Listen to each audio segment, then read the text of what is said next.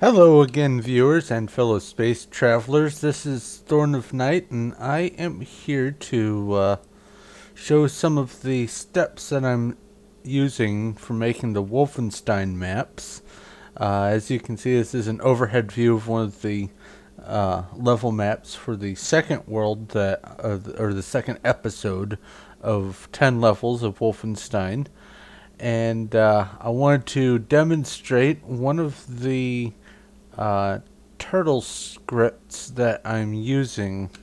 I'll After I get everything all polished up and nice and pretty, I will probably just upload a link to the paste bin that has the turtle script in it. But for right now, the code is kind of messy, but it does what I need it to do. So I'm going to show this one off real quick. It has in these slots specifically the coal for the fuel, some stone, and then some obsidian. And if I run the program, make sure it's on here. Yep.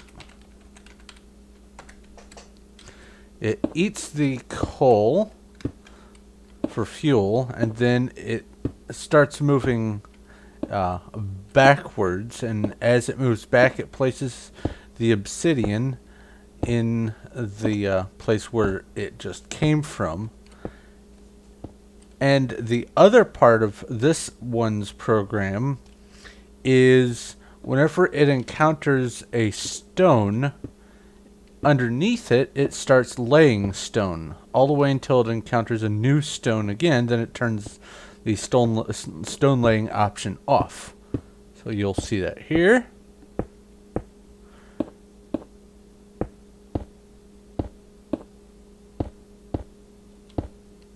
And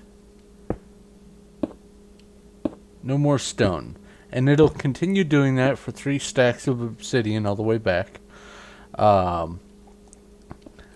you can see, I squared all the floors. If any of you went around and examined the previous map, you will see that it is just a wild mess of interlacing map orientations, whereas I'm making this one and all the rest of them just a stack of squares to hold all the maps. But I am going to try to make a video demonstrating what each of the main scripts that I'm using do, and try to mash them all together. So with any luck, I will be right back. And this is the layout for the next floor. The way I work the next turtle series is that I lay studs wherever I want it to put flooring, and have it pan all the way from the one side to another.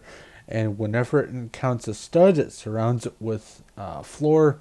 Any excess material that might be around the stud that I was using for counting, it digs that out of the way, and then it stops once it gets to the bottom. I'm going to cut here and hopefully have the next step set up in pretty short order. Alright, now this next program helps me lay in the floor. In the previous bit, or I presume the previous bit, if this editing actually works correctly, I gave an aerial view of some stubs that I used to lay out the floor plan. And I'll come up to these before the turtle gets here. And basically what it does is whenever it encounters one of these, it surrounds it with some more stone. Sometimes I use guidelines for my building, like torches or some other block that isn't stone, and that just helps me keep count because I have these evenly spaced 3 apart. So anything that it encounters at that level that isn't stone, it digs it out before it tries to place anything else. It encountered the stone.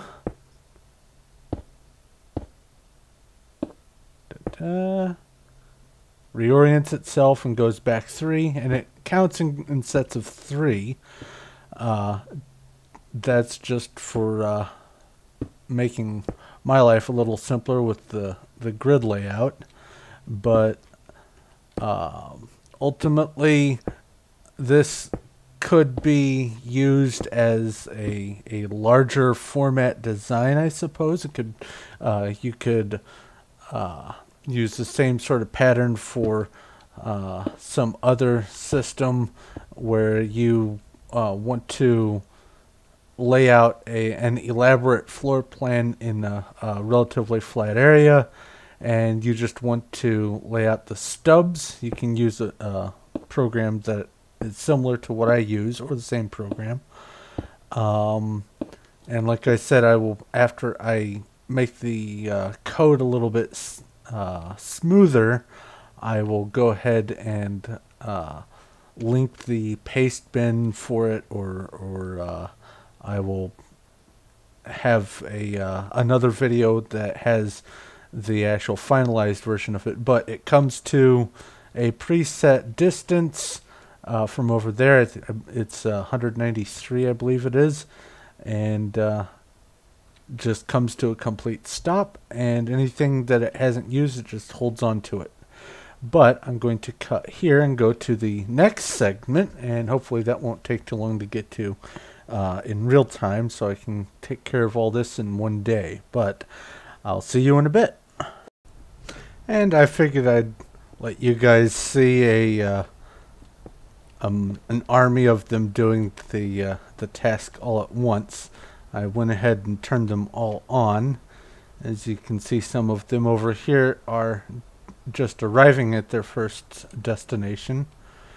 But it's actually pretty neat to watch these things go across, especially if you're looking at it from the overmap here. You can, if I'll get the numbers out of the way, you can actually see the whole array spreading out sort of like a virus. It's kind of actually fun to watch. Figured I'd put this up for the people who enjoy seeing this end of the project, the actual action part. But yeah, that's what they do. They just go down, find a stub, surround it, and keep going. And apparently I'm having some issues with loading. There we go.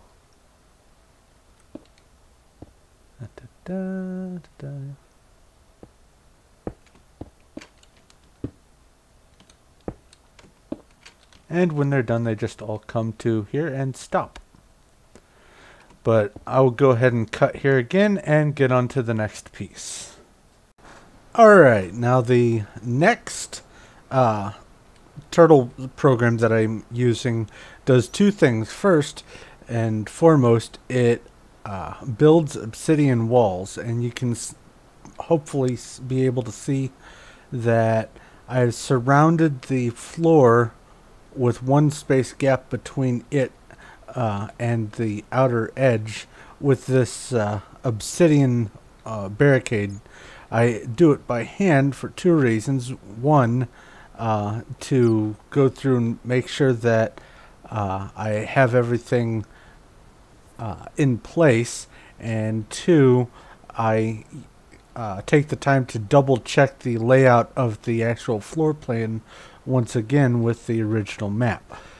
But the other thing that the turtle program does is whenever it encounters a gap like the one here, it will place a torch, and I will go ahead and demonstrate that here.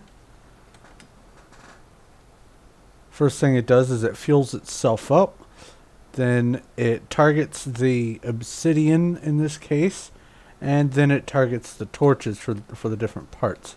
And it's starting on some obsidian, so it'll immediately build a wall. It finds a gap, it places a torch, and then it inspects every location. Then it'll get to here. Yes, here. And it will just start placing torches in this trough. Now the next segment of this video will demonstrate exactly why it is that I'm putting torches in there, or probably the one after the next one. I'll probably have an intermediate one, but I will go ahead and cut here before this goes all the way down and activate all these so you can see a whole bunch of them in action. Alright, now here is what it looks like when an entire army of these guys starts marching. I'll bring up the overmap so you can see it.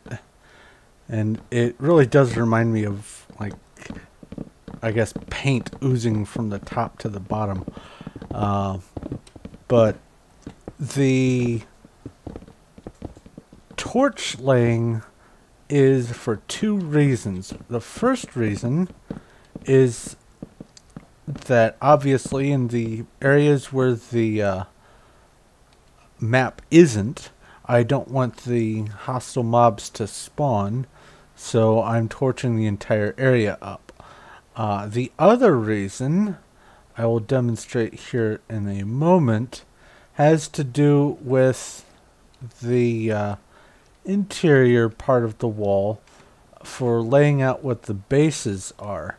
And I guess because I have a whole bunch of these things going at once, it taxes the machine. But anyway, I will go ahead and cut off here so I can get to the next part. Alright, now the next part, or the next reason why I have all the torches, aside from lighting up the unmapped area so mobs won't spawn, is because what I have in my hand here is a wand of equal trade. It's from the Computercraft mod, and with it what you can do is, I don't know if you can see above the farthest right box, I have an indicator that's glowing. Right now it says cobblestone. If I shift and click, or shift and right click on the obsidian here, it'll change to obsidian, stone, if I get the same right, torches. But right now I'm interested in the cobblestone here, and you see I've got some cobblestone there and there. Now the reason for this is all the way around the inside these torches are adjacent to each other and nothing seeps outside the obsidian wall. And this trough goes all the way around the inside to the outside, or to this side over here, and connects and ends up over here.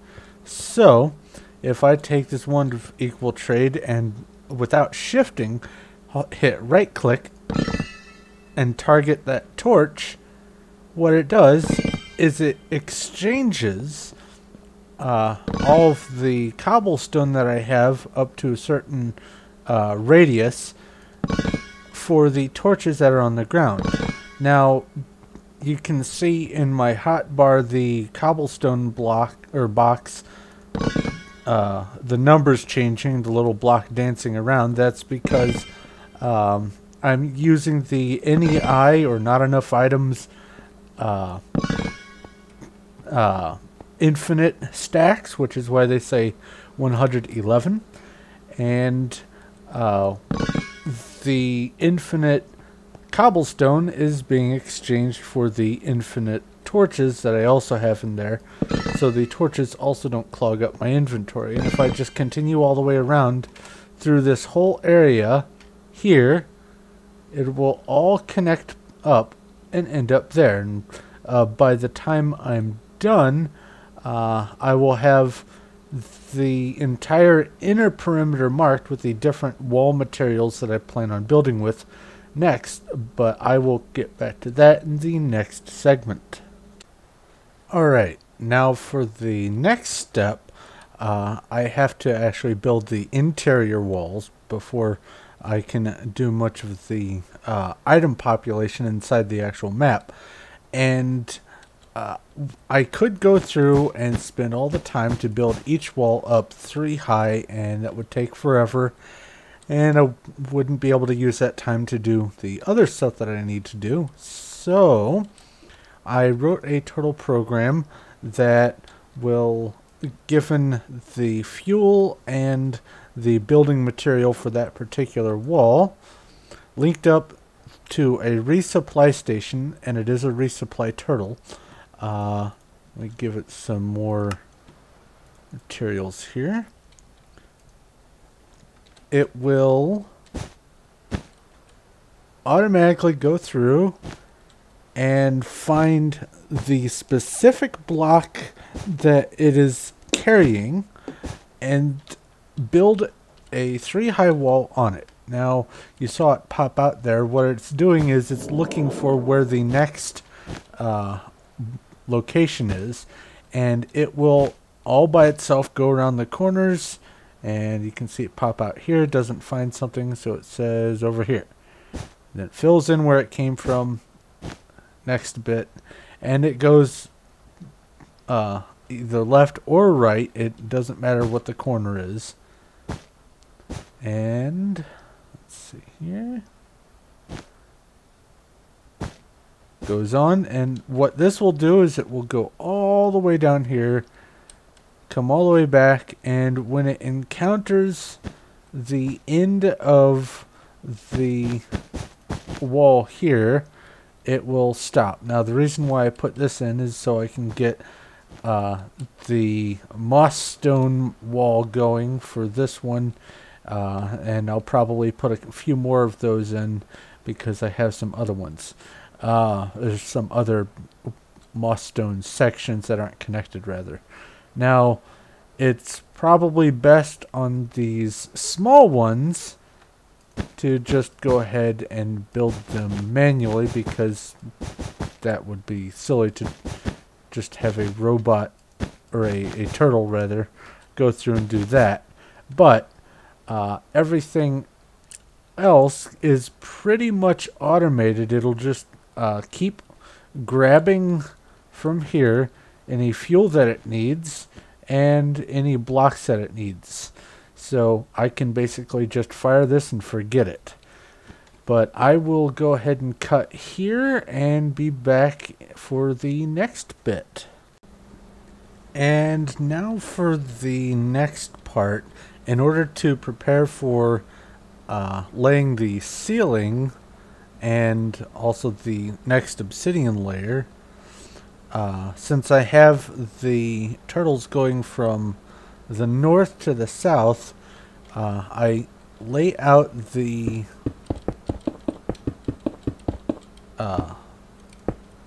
outside perimeter of the tops of the obsidian wall with stone. Now, I could probably just make a turtle that'll go through and do that all by itself. However, for doing this, it helps me to, in this instance, it helps me to better remember what the map looks like, as long as I have some more interaction with it, other than just laying out the little studs for the floor and then putting the materials inside the rooms. So I do the stone perimeter by hand as one last, I guess, familiarization method. And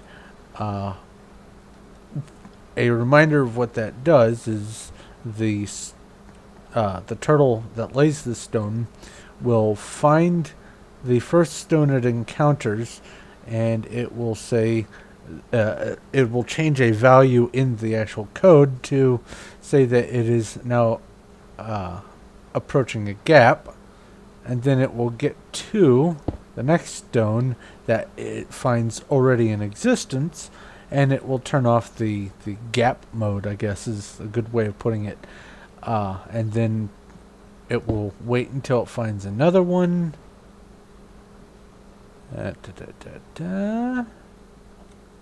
And it'll take it all the way back down to there, and so on and so forth for the rest of the map. I probably am going to be making a turtle that will just go through and do this, and on top of that I may also change the code slightly for the turtle that lays the ceiling. But aside from that, all that's left for me to do now, as the wall building turtles are doing their business, is to just go through, populate the rooms with the materials that need to go in them, and then set up the doors the way they need to be set up. And I may even be making a turtle to set up the doors. I don't know yet. But after I basically touch up the code for what I have already, I will make a list of links for pastebin. It may be in a next video, like a follow-up to this one, but that's pretty much the gist of how I'm doing this. And I've got just a couple more floors left on the second set of 10 before I release the next Wolfenstein map, and I'm going to get going on working on the next ones. But if you have any questions about this, or comments, or you have any suggestions for me, maybe you've found a simpler way of dealing with this, go ahead and shoot me a comment in the comment section. And in the meantime, I will talk to you later.